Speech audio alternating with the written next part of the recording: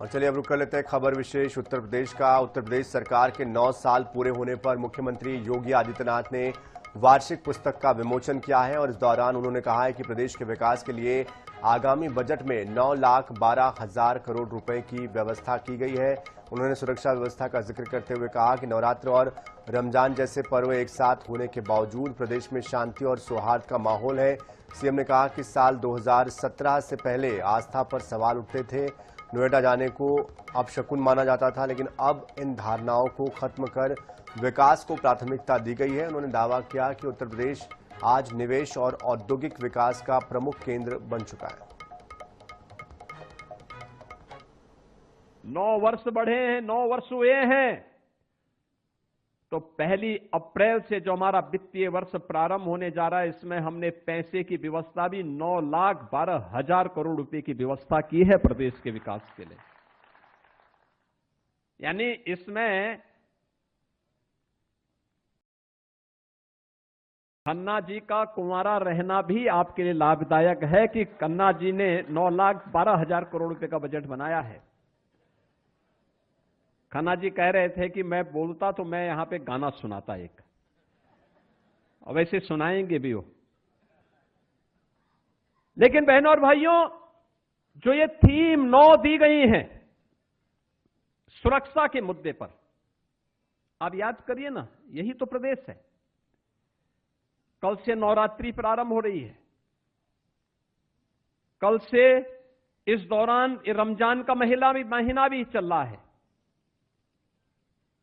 परसों अलविदा की नमाज होगी और 21 को ईद भी हो सकती है, 20 से 21 को होगी।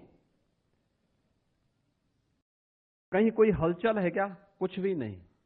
शालीनता के साथ सारे पर्व और त्योहार मनाए जा रहे हैं, कहीं कोई हलचल नहीं। और यही है सुरक्षा का एहसास, यही है सुरक्षा। कल से त्योहार है, लोगों में खुशी है, हमारा त्योहार आ रहा है। हम नवरात्रि के साथ जुड़ेंगे, जगत जननी मां भगवती की उपासना के साथ जुड़ेंगे।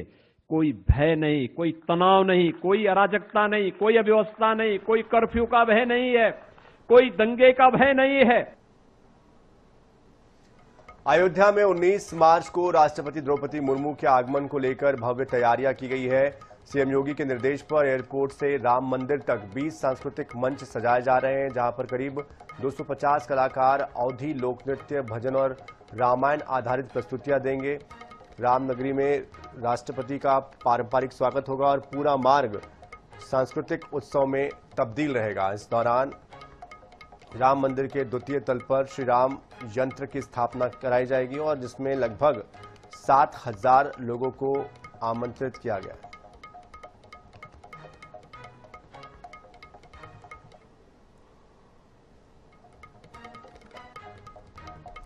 लखनऊ में स्थित मां चंद्रिका देवी मंदिर में नवरात्रि के शुभारंभ को लेकर खास तौर पर उत्साह देखा जा रहा है। पावन पर्व के मौके पर शुरू होने से पहले इस पर्व के मंदिरों में सुबह से ही भक्तों की बड़ी संख्या में भारी भीड़ उमड़ रही है।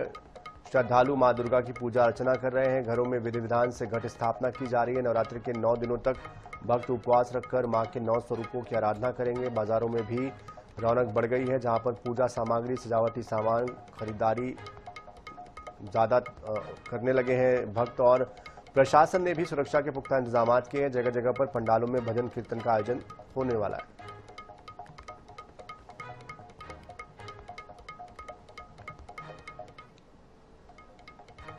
हरदोई के कोतवाली क्षेत्र में एचपीसीएल की गैस पाइपलाइन में रिसाव हो गया है। सूचना मिलते ही फायर ब्रिगेड और पुलिस की टीम मौके पर पहुंची। हालात की गंभीरता को देखते हुए 52 चुंगी के पास दोनों ओर से ट्रैफिक तुरंत रोक दिया गया। प्रशासन की सख्ती और त्वरित कार्रवाई से करीब 10:40 तक स्थिति को नियंत्रित कर लिया गया।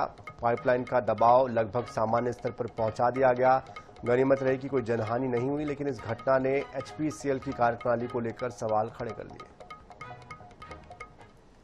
सायंकाल लगभग 9:20 पे यह सूचना प्राप्त हुई कि जो एचपीसीएल की गैस पाइपलाइन है, जो कि सवाजपुर से संडीला की ओर कमीशन हो रही है, उसमें गैस रिसाव, नेचुरल गैस का रिसाव हुआ।